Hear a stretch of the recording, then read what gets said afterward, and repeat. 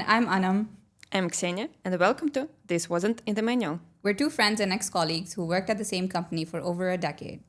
but came from totally different worlds. I'm from Russia and moved to Dubai a few years ago. And I'm from Pakistan, but I grew up in Dubai. And like most people, we found that some of the most important lessons about work, life, or even self-expression don't come with instructions. Which brings us to today's guest. You might know him as an award-winning designer, a performing artist, or maybe just someone who knows how to command a room. We're joined by Faraz Ali, whose journey has taken him from growing up in Dubai to studying in Pakistan, and then back here to shape the creative scene. He has designed experiences for the Ellison Institute of Technology in Oxford, Saadiyat Grove in Abu Dhabi, LinkedIn, Adidas, and most recently Google in Dubai. Performed at MIT, Art Dubai, and Emirates Lit Festival. He is redefining what it means to lead with both creativity and confidence. In this episode, we talk about experience design, public speaking, overcoming fear, and how creativity can be your loudest voice, even in the quietest room. So let's get into it. Hi, Faraz. Hi. Thanks for joining us. Thank you. It's really exciting to be here. Yeah, thank you for coming to our podcast. I already know a little bit about you, so Anam told me that you grew up here in Dubai. Let's talk about your early days here. What was it like growing up here in Dubai, especially for someone who had this passion for creativity? I moved here when I was in grade 6. Initially I was living in Sharjah. I was going to the school called Victoria English School, and in terms of creativity, that was one school that I really like to mention that really helped with my creative expression. Because prior to that, I was in Pakistan. I was going to a missionary school, which was very strict, had 100 students in one class. 100? Yeah, 100. Seriously? Is it like common in Pakistan? No, No. only in missionary schools. And it was a very different environment. But then I came to the school where I got a lot of personal attention. But this was this school where they paid a lot of attention to representation. So I remember in my class, there was a rule that there were kids from 18 different countries. And there was a rule that every day you have to teach one word of your language to everyone in the class. It's so nice. It was really nice, and I really felt that I am in a place to represent myself. And at the same time, a creative expression was welcome. But growing up, I was a very naughty child. I was a prankster. I loved expressing myself. And I think that school really helped. And that's where I also did my first theatrical play, and which was a very small part. I was playing grass with my hands painted green. And How old were you? I was in grade 6. But I think the school also had one interesting thing which really shaped things for me. The school was not, like, it challenged the idea of competition in school. So there was no first, second, or third. Like, everyone is in a way assessed based on their individuality and their own personal skills. So yes, so that's where I actually learned that, okay, I am okay to express myself, and there are people out there to kind of hear me. It's so interesting because my friend told me that actually back in the day, school in Dubai was quite strict. I mean that you couldn't express yourself, you couldn't like argue with teachers. I mean not like argue, but like to talk about yourself, not to talk about yourself, but I mean like to express yourself in the way you wanted. There was like no to individuality Yeah, at that exactly. time. I mean, it really depended what school you were in.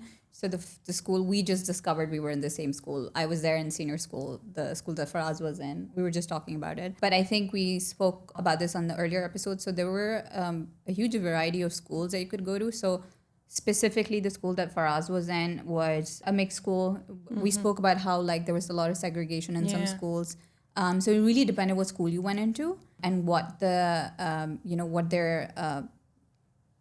educational structure of it was. So the experience will differ from person to person, because you can ask somebody who went to, I think, Jumeirah School or like one of the others, and including Victoria English is the Victoria Australian one as well. Their experience would be completely different from somebody who went to one of the GEM schools. Not all of them, but some of them. Yeah, So- later I did went to go to those schools which were really strict, but I Yeah. think that school did plant the seed that I can express myself, and there are so many ways to learn about life It's not just about books. I suppose and- it's teachers that make a Yeah. difference, I suppose. You know, Yeah, it's yeah. it's the teachers who've come from different backgrounds as well, what they've been taught Yeah. from where they come from. I think that makes a huge difference as well.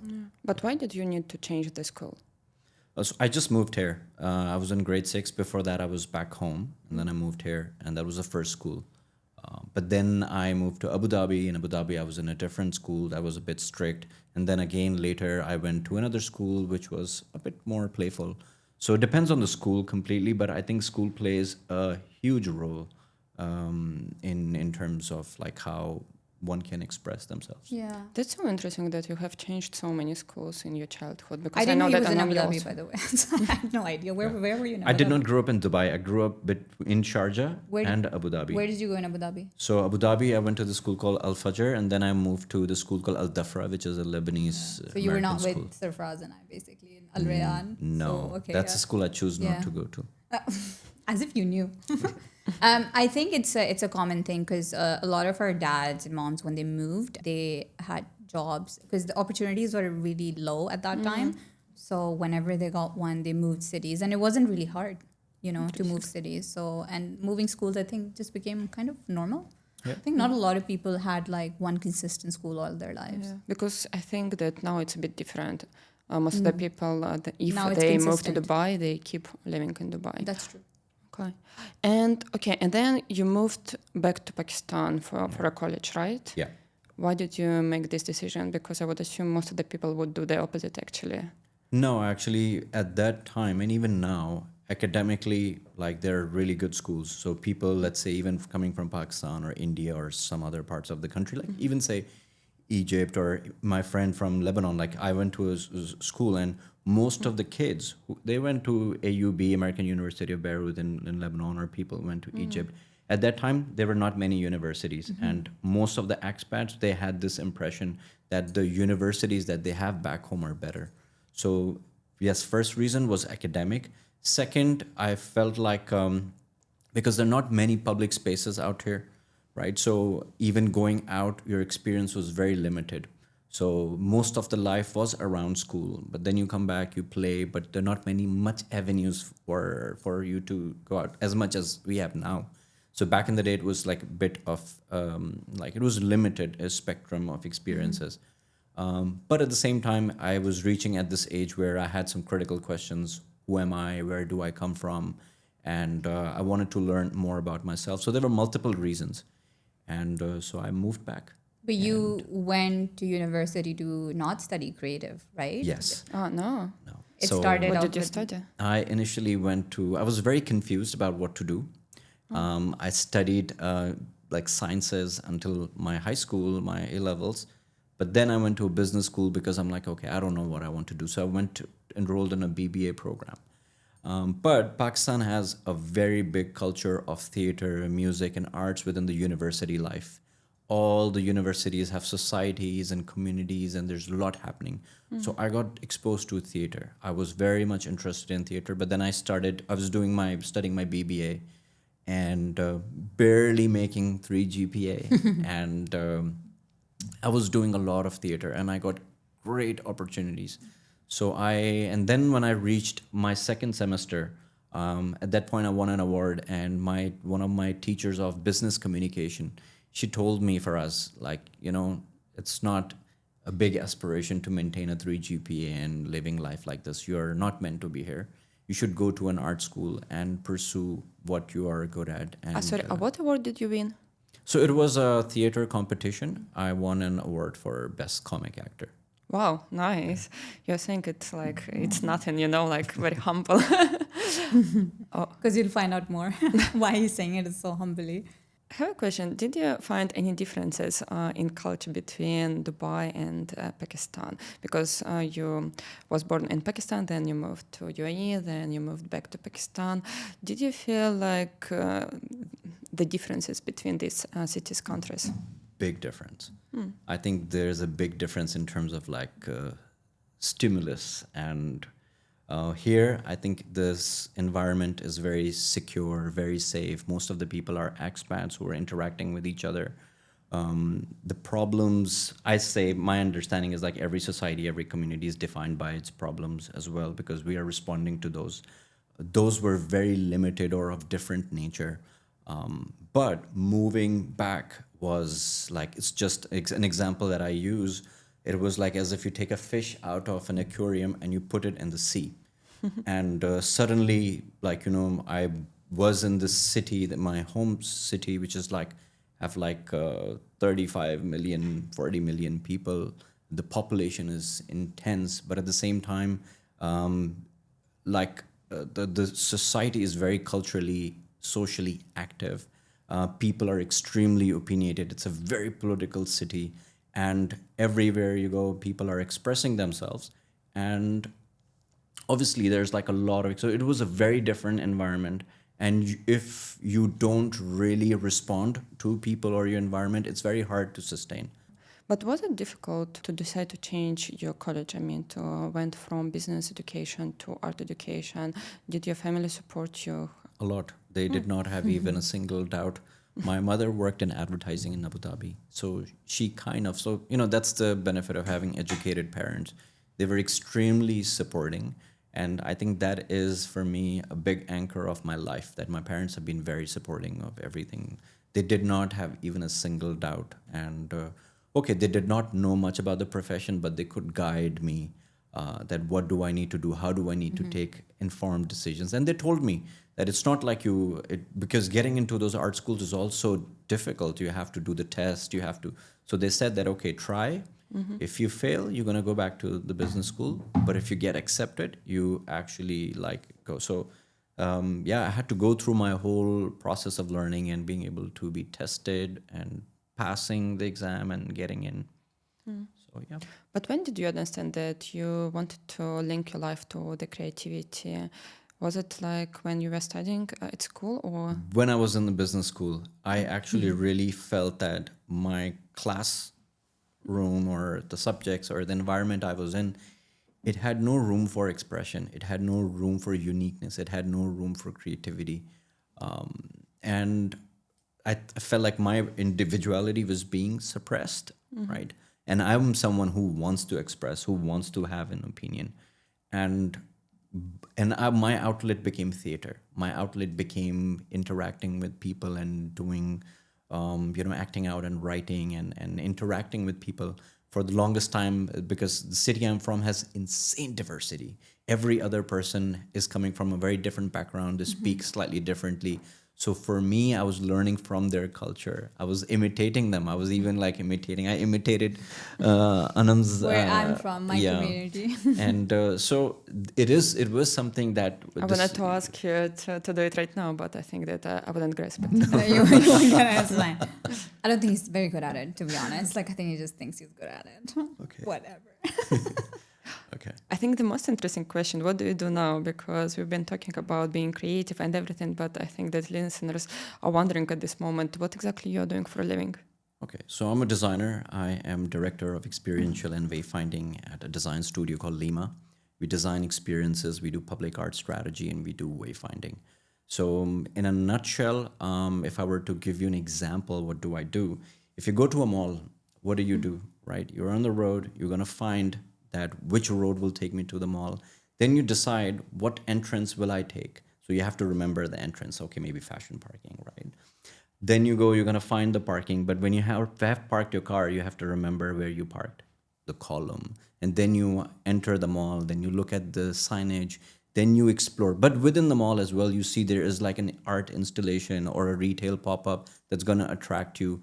And just imagine, in that mall, there's so many people that they are flowing with you.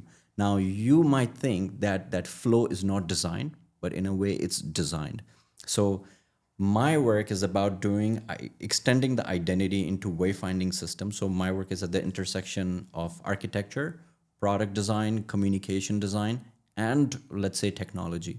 So all of this is something that I designed, that it's invisible. It's a system that's there, that you actually, when you go to a mall, there's a map that is being created in your head and you are remembering. So your entire journey is choreographed. So in a way, that's what I do. But your journey is one type of journey. at the behind the scenes and the back of house of a mall, people who are operating the mall, you don't see them, you don't interact with them, but behind those corridors, there's a whole system that actually works. So I have to design that as well. At the same time, so many brands will be doing their expression in their retail outlets. So should you allow all of them to do whatever they want to do? Yes. Yes We're- or no? So we're just Faraz's puppets. So Like it's orchestrated, but is it very similar to when we were excuse me for the wrong terminologies if it's incorrect. I remember there was a time where within the advertising space they were talking about heat mapping Yeah. in malls as Yes, well. yes. Is that Yes. similar to what? Yeah. So we 'cause understand, where you place the ad based on what Exactly. entry points they have and what stores are there. So the idea is to how do you bring the brand's vision or the development's vision, right? And you bring it together with users. What do users really need? And Amazing. by experience, I mean that a lot of my work is very much geared around educating people within this field because there's so many different types of users. If let's say recently I was trying to educate a client that okay, you have this office building, you have top floors for the VIP, but at the same time you have to think about the experience of the person who's gonna come and deliver food to one of the employees.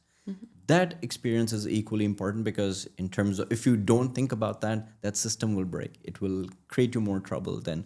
So a lot of that experiences and within that touch points, sometimes you don't have to put a signage, you actually have to put public art.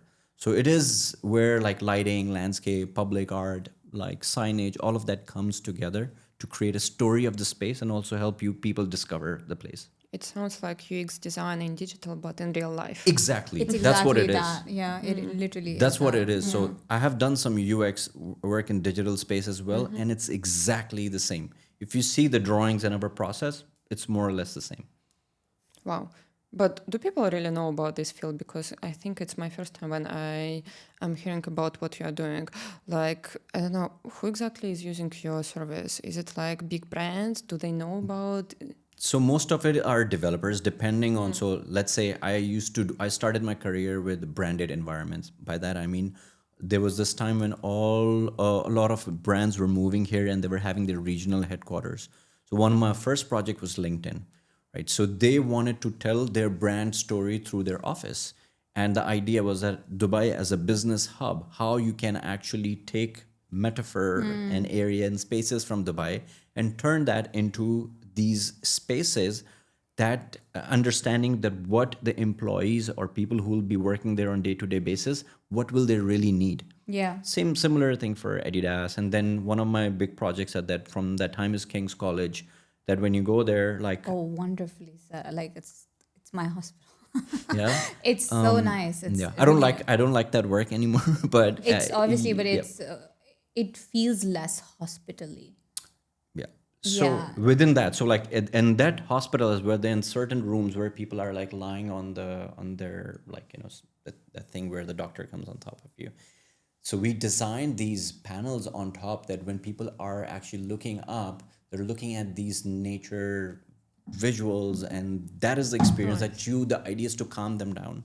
Right. So when you go to a lot of those places in King's College Hospital, you see that certain rooms where you're being checked. There's ceilings that are actually designed to actually have nature as imagery to. That's very cool. Would you say experience design is a subsect of architectural design? So more before almost 15 years ago, architects used to do this back in the day, right? But now obviously the world is progressing, the new disciplines are progressing. Now it has become like a very separate service. Okay. So let's say when we're working with interiors, we're working with brands. That's a more branded environment, corporate space. But then we work a lot with developers. We work with built environment projects. So almost everyone in Dubai, we are actually working with them. One of my biggest projects is about to open maybe in early next year. Okay. It's called the Saadiyat Grove. Yeah. And it's basically this district in the middle of 3 museums. That's something which is very interesting. And right on Saadiyat, there's a project that you can go and visit. It's the Saadiyat Mumsha. I did like all the wayfinding and the experiential bits for that particular project. And there are like so many other projects within the region that we can. Super cool. But you obviously, like most of us at this time, where we found our different specialization, I don't suppose you were actually trained for that initially when you went to university, or was there a program to do this? But you said that previously architects used to do that. Was there like a course? Was there There a is no subsection? program where you can actually learn this, Even because today? even today, right, there's no dedicated program. So you still have to study communication design, Okay. visual communication design, and then within that it falls as an expertise or as a specialization. Yeah. So you still have to graduate and work in architecture industry to actually get to like And that's explore. what you did. That's what I did, because going back when I graduated, I started my career in advertising. I went to Ogilvy working for Coca-Cola, and I knew it in 3 months that this is not what I want to do with my Oh, life. really? Because Ogilvy is such a big name. Yeah. Yeah, I found advertising, to it's a controversial statement, but I found it a bit boring. It found Thank it. But we're in media, which is even more boring for him. So I found it like less satisfying in terms of challenge. Like I wanted to design for people. I want to design people's problems. I don't want to sell brands. I don't want to only design experiences for brand. So I wanted but at that time as well, I was aware that I want to solve real human problems, and build I had experiences, basically. Yeah, build It makes sense. I like knowing you and what you've shared right now. And knowing what we know about creative field as well and creative agencies, I think it would have limited you a lot as opposed to this, because there's no necessary wrong way to do this. It's an experience that you're cultivating. With creative, it's a standard mandate that you must follow. And for a brain like yours, having known you, I feel like it would have felt very suffocating. Yeah, like I used to remember. I remember I used to receive briefs from Yeah. the strategy team, and like And client some will just agents, tell you, yeah. I don't feel it. and people would actually be treated as data, right? Like statistics. And for me, that didn't actually really work with my That's what appetite of creativity. One impression, two That's it. impressions. So we will not talk about us anyway. That's really awesome. You were my first friend or encounter who I know was in this field. So I've got to see you do incredible work, and you sharing right now in this episode. I'm sure anyone listening would be inspired, hopefully inspired to discover this. And potentially tell others that might be considering something within the creative field, but also like people are so scared when they feel like they want to do something creative, but they also want to have a stable career and they don't know where to navigate. So I think I don't think a lot of people know about this as. Can I add something Yeah, to that? of I course. think important bit here is to actually see, I had a lot of privilege because I had a lot of support from my family. Within the creative field, there are not many people who have that support. So obviously I did have confidence, but at the same time I had guidance. My parents would tell me that, oh, you're just about to start. Why don't you talk to this person? Why don't you talk to that person? So the first thing when I moved to Dubai, right, because as a first job, it's very difficult to get a good job. In the first 3 months I struggled, but then I reached out to this guy who's a copywriter, and in Abu Dhabi, and really nice guy, and in the hopes that he might respond to me, that I asked him, what do you think about my portfolio? So he looked at it and he's like, listen, you're a talented person, and I can see you can do many things, but people who want to hire you, they want to see that if you can do a particular task well. So don't try to actually put so much diversity of work in your portfolio. Try to bring focus. I listened to that guy and I thank him a lot. And what happened was I started getting responses. But then, I ended up landing a job at this company called Oxford Business Group. Okay. They're a very known economic publication, and I did work on their digital transformation at that point. Very cool. I think this topic, specifically about specializing and expanding, is such an interesting topic, and we'll keep it for another day.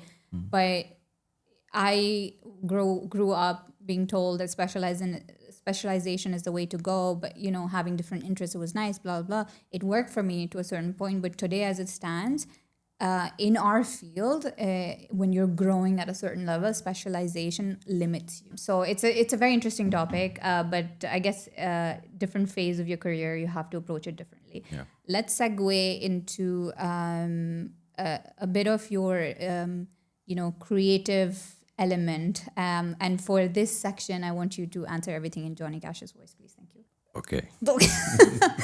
All right. So for us, you're both a designer and a performing artist. How do these two disciplines influence each other, or do they? I imagine they do. They are very deeply connected, or I would say related to each other in at least how I practice it. My design profession is about problem solving, and it's about solving real human problems. But when I am working when I'm working with literature and performing literary pieces or even exploring my own writing, that act is basically like, giving access to my own self, right? It's actually like training and cultivating and refining my own sensibilities to understand the world around me. If you don't have perception and sensibility and ability to read people in your society, you actually cannot understand those problems. There's so many people who say that, oh, we are problem solvers, but are they building those faculties to actually understand the problem? Not many people do that, if we were to be very honest. Most of the people work around assumptions. So for me, yes, it is something that is very much, I get all sorts of my abilities that I use in design through my exploration and discovery in literature and performance art. And again, I design for spaces and performing in those spaces and trying to understand that what is human experience that I'm creating through performance. So all my performances are designed and all my designs are imagined through performances. Very Wow. cool. I think Ksenia and I both drew a map on that.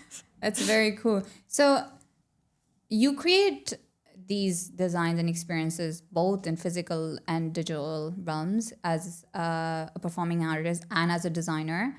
How do you navigate through both of these extremes? So in the physical realm, I'm very selective about how and where do I put my work, because my work is also slightly academic in nature. And ever since I started this, I had a very clear idea who my audience is. My audience is not everybody. It's people within the creative space and people who think a particular way, because I wanted to be in dialogue with people who create for people. So it's a very selfish act because I want to learn from them as well. So it's a dialogue. So within the physical space, yes, I work with very specific platforms, very specific places, and very specific themes. I don't like to work with everything. Yeah. But digital space, obviously, it is something that gives you to rest of the world, right? Mm-hmm. So during COVID time, I became more active and I started learning and started connecting to other people in different projects. And I established this project called Zer Zabar Pesh, which is basically a platform to study Urdu poetry and the tradition and access its apparatus and tradition and learn about how it works and where it is going. And through that, initially I knew that there's a very little interest in this world because it requires a lot of effort. But I did not know that over the course of like 3 years, 4 years, I would have like 25,000 people. That is a niche for me. But those are the people that I know are filtered and have patience to interact. I know that their interaction with my material that I'm sharing with them is very useful. 25, you mean they follow you on? Yeah, they follow me. Yeah. And through that, I am interacting with a lot of students, a lot of scholars, and trying to also connect people. There's someone doing PhD in something specific.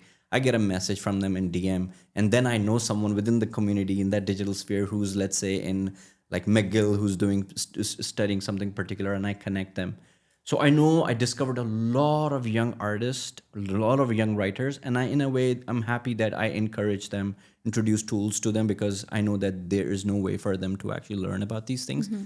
But one thing that I did, it was basically understanding that physical spaces have limitations, in the sense that wherever you are, it has a context and it has limitations. I wanted a very democratic space. So I started using parks. And I started bringing people together in parks from different backgrounds. So I did my first poetry in the park gathering at Hyde Park.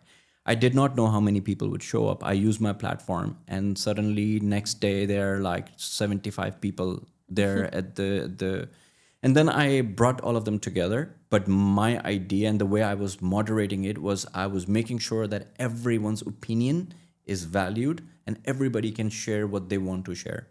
And I set an example of a inclusive moderation, and I left it to that group. And now that group operates as a regular reading group. They do it monthly. I did this in so many different cities, and now through my digital platform, I do a lot of these gatherings without me being there, but with the ethos that I think is needed to create an inclusive space. So yes, I'm physically activating spaces in different cities through the digital portal because I work with it very objectively. I work with digital medium on my own term, on social media on my own terms.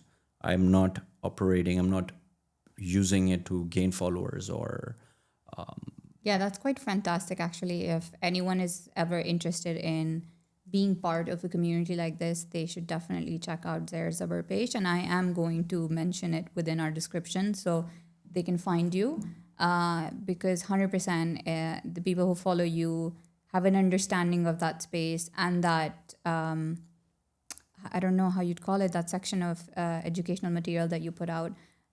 So even the community wants to have those conversations and they're not readily available. And I know you've put in a lot of work. To conclude that, I just would Yeah. like to say, because it connects to what we're saying here, I created this platform because when I was trying to write and I felt like my readership is very low. And there is someone who actually advised me that, okay, if you really feel that you don't have readers, cultivate those readers, right? And so that's why I started this, that I know that I want to educate people so that they can also have access to a very specific kind of material. Absolutely. Actually, it's very interesting. That's exactly what I wanted to ask you because I have some friends who have different creative passions and they're also trying to build their platforms, to build their channels and whatnot. And they're doing what they like and they're doing it for themselves, but obviously they want people also to enjoy it. How exactly did you manage to grow your community? Did it happen like naturally? Did you, I don't know, pay attention to the details? Did you learn some stuff to grow it? How did you manage to grow your channel? Because nowadays it's quite difficult to get even 25,000 followers. Yeah, I think now there's like so much noise. I think when I started, it was very like not many people were doing it. Since I'm a designer, I'm into problem solving. I do understand that what are the key concerns around the subject that I'm talking about. So yes, I did focus a lot in quality of and taking full responsibility and ownership of what I'm trying to put out there. But I know that it took time, but as long as it's reaching the right people, I think it's perfectly all right. But within that, I know that if this was something that I knew for sure that I cannot make money from, it will be very hard. I don't want to monetize it because I also have a professional career. And that's something that I also learned very early, that I want to have a professional career where someone is paying me to do my job. I can be very creative, but I'll have limitations. But at the same time, I want to have this thing where nobody controls it. I decide completely what I want to do and what I don't want to do with it. So that is my act of freedom, right? And just because I'm not financially dependent on it, it does give me that freedom. But on the other hand, I have that design career as well, where sometimes I do have limitations. So it doesn't bother me that much. I think you answered our last question. Yeah. So you didn't try to change your content in order to attract more subscribers, nothing. You just were doing whatever you liked, right? Yeah.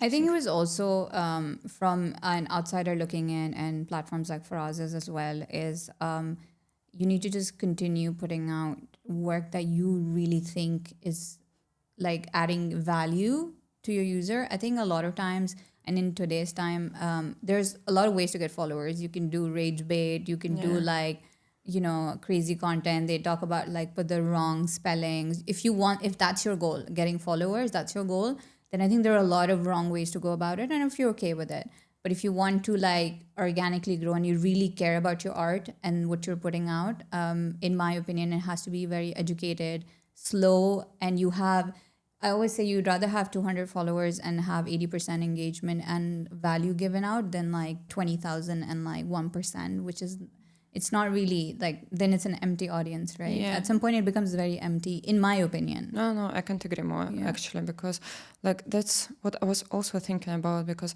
when you go to Instagram, TikTok, you see so much content and Yeah. it is so repetitive because so people repetitive, yeah. find some trend and all influencers are just That's all they're doing. Yeah, that's all exactly. they're doing. And it's so boring and it's so commercial and I don't know. Every time I go to Instagram, TikTok, I don't feel well, to be honest, anymore. That's why I like what you're doing, because like I think it was the initial purpose of social media, because like so people can express themselves, people can build community around them. It wasn't about just to create Being a content that can go viral. yeah, exactly. Or being a transplant constantly, you know. But at the same time, when you create it anyway, you want people to follow you. I mean, like it's natural, it's okay. But how long did it take you to grow your community? I think around 4 years, 3 to 4 years. Nice. It was a very, very slow growth because there would be some material. Because what I do is very, very niche. People who really want to learn about specifics of poetry. It's for younger people to learn how to. So I know it's the readership is very specific. So, but it took some time, 4 years. Nice. Yeah, I mean, I think we can go on and on about this topic. I wouldn't be a true media person if I didn't talk about AI. So let's talk about AI and efficiency. What do you think is the future of human creativity in the constant chatter around AI world? I think it is something. So obviously there are concerns around it, right? Because obviously when it comes to ethics of AI, obviously there are areas which are very questionable. Also, if someone wants to misuse it, they can misuse it. But again, technology is technology. If people want to misuse it, they will misuse it. So I think education around it is very important. So with my team, I try to inform them that how they should use it, how they should not use it. If a client is sending a 600-page document, don't upload it on ChatGPT. Yeah, and it's confidential. Yeah, it's confidential. But what are you supposed to do, to read it? Yes. Well, Oh my God, like in all time. you can filter what you want to read, but what happens is like, but at the same time, in my field, AI is also like telling people and making them ask this question: that what if machine is doing it, or if AI is doing it, what is it that is human, right? So like I right now encourage my team to actually go deep dive into their own sensibility. Art, for example, is made from intention. It is not something that is like, created on its own. So this means that you have to start focusing on thinking about what is intention, right? You become more about your sensibilities and your sensitivities. So you start questioning more. So in my opinion, yes, people will start questioning and that what makes them human, and they will start exploring that more. So that is, in my opinion, is the bright side. Everyone on my team draws by hand because I tell them that, okay, you can just put a prompt and you can get a very beautiful visual. So it's not about the visual. So yes, I think it's all about how people use it, but I see it's... Yeah, fair enough. I think there are advantage and disadvantage to everything, but I think it has really crippled a lot of people into thinking. I mean, even birthday cards are being written by AI, so I think there's a need to separate that required. So we spoke a lot about creative work and creativity. You're in a leadership position. How do you train or mentor others to be creative? And do you think creativity is something that can be taught or cultivated? Okay. So I think creative leadership is a very challenging role in the sense that you have to be very aware of what you want from it. So like I do understand, I'm aware of it, that I want to live a purposeful life. So definitely like I like to see my role stepping out of my role. So even before getting into my current role, I was thinking that what I really want to do in this job. So I do understand that, okay, my big goal is to not tell my team that this should be green and this should be blue. No, I want them to learn how to think and how to think about problem. So thinking is it only happens. How do you encourage people to think? You have to motivate them. You have to cultivate their curiosities. You have to give them confidence. When it comes to creativity, it follows the same route as well, that you have to understand that creativity, everyone is creative in a very different way. And yes, there are certain creativity that has very specific output you can learn over time, right? And you can be creative in a, but at the same time, everyone is also unique. On my team, I know one person is a very good storyteller, but other person is very good at visualizing it. So I'm not gonna force them. I tell them that you both need to learn skills from each other. Your dialogue will actually teach you how your both of your skills are related. But I feel like that's how people are connected as well. There's no isolated creativity. Our creativities are still very dependent on each other.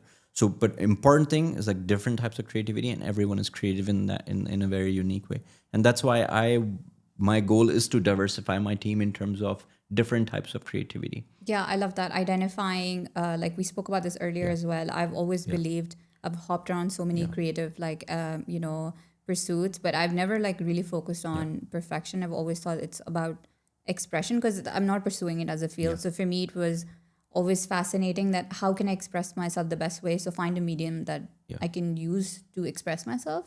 I think that's what you're doing, finding individual elements and allowing them to express And that themselves. I would say, like as a summary, like as a create, it's a different. A lot of people don't get it. It's a being a creative and being a creative leader in a creative space is very different thing. Yeah. I'm a perfectionist within my own practice, but that perfectionism I do not impose it on people that I am working with because they're also going through their journey. They will not know everything. I just have to encourage them. Lots of emotional intelligence required for something like that. I All can right, start. let's segue into the next segment because this was awesome. Yeah. Yeah, because we had a little chat about this, and I wanted to ask you, as someone who performs and speaks publicly quite a lot, what helps you usually build this confidence on stage or in boardrooms? So, because, for example, when I go public, every time I get so nervous. So, and I know that you have a special tips here. Yeah. Are there secrets or is it really good coffee? Really good There are question. secrets. So there are like some general rules. Like for example, if I'm performing, I'm never gonna read. I'm always gonna memorize it, and I'm always gonna perform. So how I'm working with my material is very important. Even when I'm going in presentations, I will make sure that the material that I'm presenting is designed. I'm thinking of the experience of the person who's gonna view it. I think in my head what the narrative will be, how the storytelling will be, but I make sure that my visuals and my material is solid. It's really good so that is my first step of confidence. Obviously, when you go in, depending on where you are, sometimes when I'm going, and I'm going to parallel both the boardroom meeting and my performance here because they're very similar. If I'm going to perform in front of like, let's say 200 people, if I'm going to start seeing 200 people at once, I'm going to be scared. It will be very hard for me to actually, because there's adrenaline and I'm trying to overcome it. So what I do is I look at a few people and I focus on them. One line I'm gonna say, looking at this person, other line I'm gonna look at. And then suddenly my adrenaline is in control, and now I understand whatever I'm gonna say, it will make people feel a certain way. Now I am in control, and that is a very powerful feeling. Similarly, in the boardroom, when I am, let's say, presenting to very powerful, strong people, it can be very intimidating. But I go with this focus that there is one person who's a decision maker. There is that person. He or she might be the most intimidating person, and I would present without blinking, with complete eye contact, using all of my body language to that one person. Because sometimes, like, what happens is, like, it's very simple. I'm presenting something and I'm looking at that person and I'm not blinking, because the moment I'm going to give that person a break, that person will ask a question. So it's a kind of control tactic. And That's really fascinating. So, guys, do not imagine your crowd being naked because that's what we were taught. Like, oh, if you are too nervous, imagine your entire crowd is naked. I'm like, I don't know who it works for. This sounds more like sensible. But yeah, you want to take the next question? But that's really cool, actually. And so has this always been your standard? No, it's something that I developed over time. Yeah. I was never afraid of going on stage, to be very honest. I liked it. But even, like, for example, back in the day when I was performing on theater in Pakistan, it's ruthless.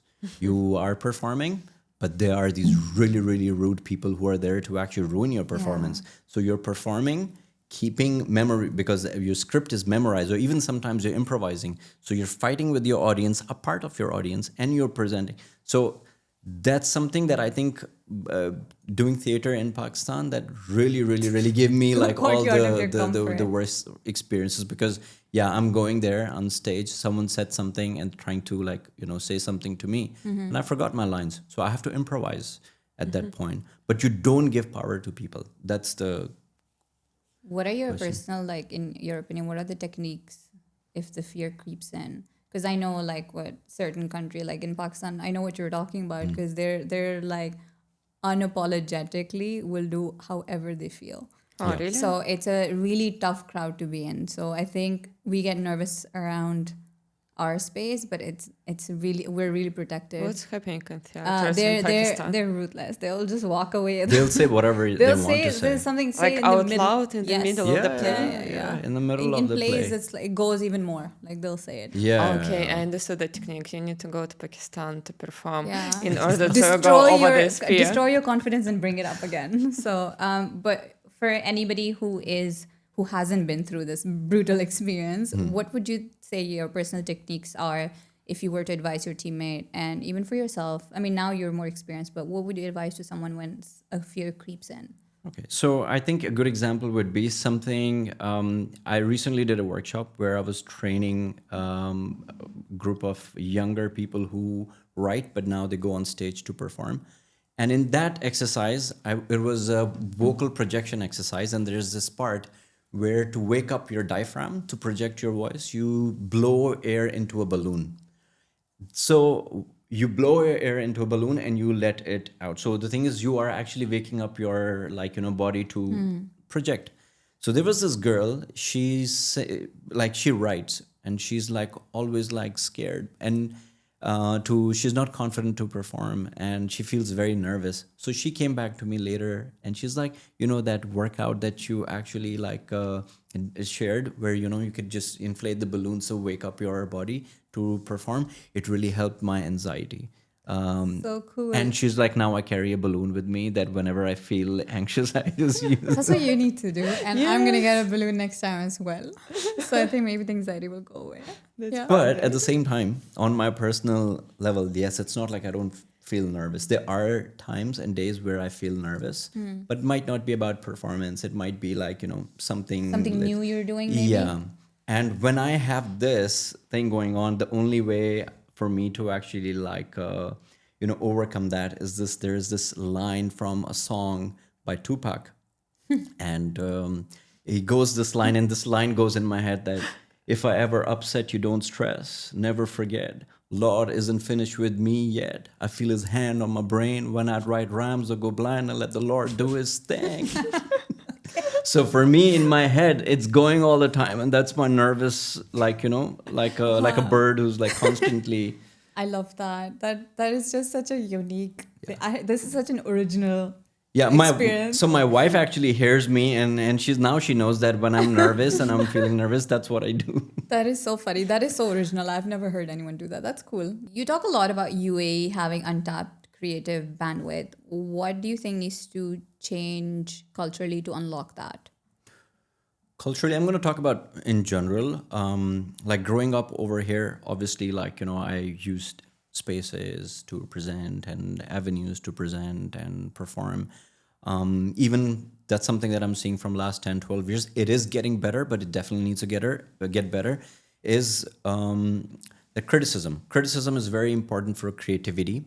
And I feel like in a positive criticism, constructive criticism, people who are, because I go to these open mics and there are these people who probably came from London who grew up watching an amazing spoken word scene. They come to a spoken word performance over here and they hear these young people who are 18 years old performing for the first time, and they are reading a poem about love, and they're like, making fun of them or dismissing them that, oh, they're trauma dumping.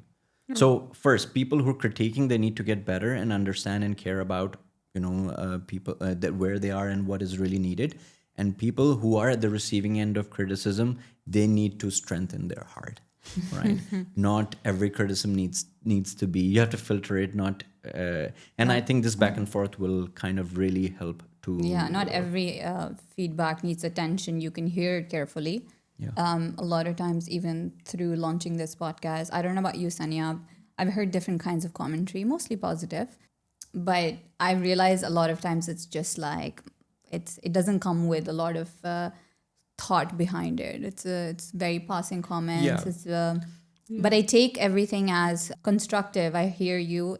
You might be my listener. And then analyzing, is this my listener or not? Do I need to change my like, format for that? let's say if I'm a musician, I'm not gonna take any criticism from anyone who doesn't know music or music doesn't properly. understand music. So you have to filter it. Yeah, That absolutely. makes It takes time, but you get there. Yeah, makes sense. And to wrap up our conversation, I have one important question. What's one thing you wish someone told you earlier, something that wasn't in the manual? Okay, I'm gonna give you a very controversial answer.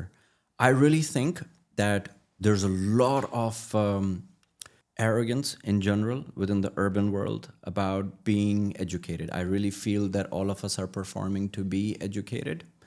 And that comes our way to actually solve real world problem.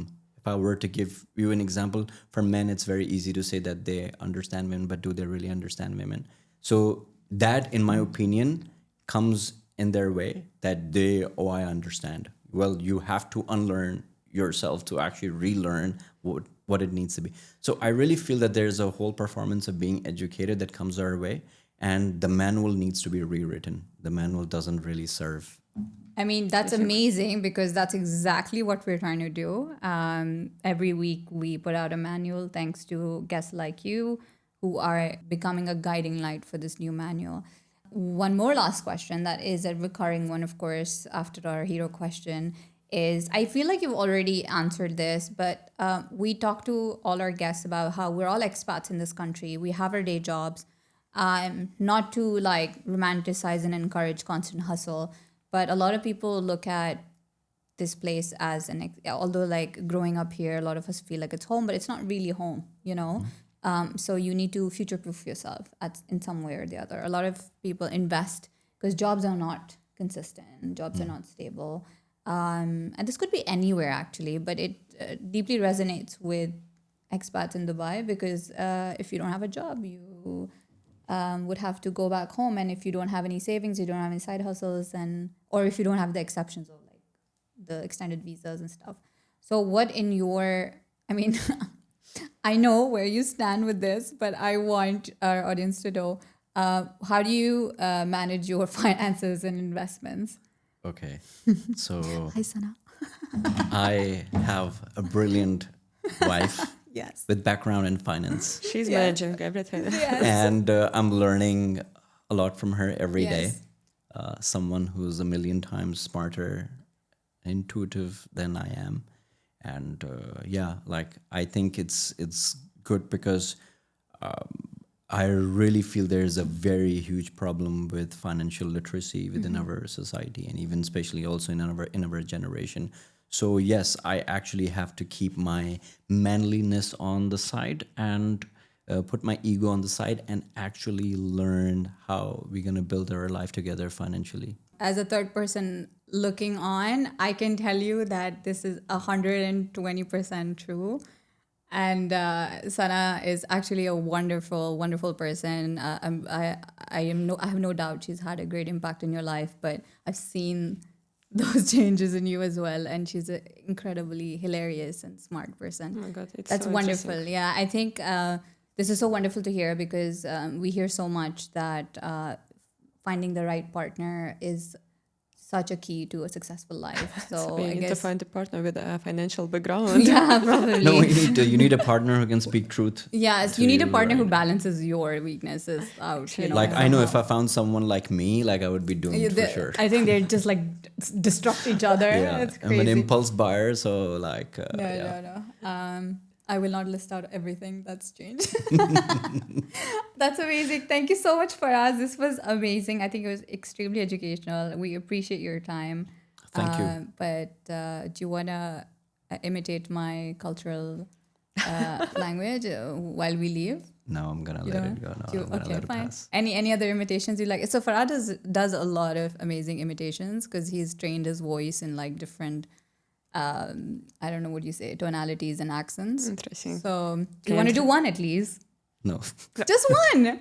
Just say goodbye with it. Just say thank you, Anam and Ksenia, for having me for this voice. Just say it. Or don't say thank you, just say anything. ये अनम तेरी बहुत मेहरबानी है कि तूने मेरे को इस पे प्लेटफॉर्म पे बुलवाया है मैं बहुत खुश है That's amazing. that Thank was you, really Faraz. bad, but yeah, He wasn't that great at it. But he thinks I talk like this. Yeah, really? People, the stereotype of our the community. stereotype of my community, basically. Thank you so much, Faraz. Thank you. you. Thank you. that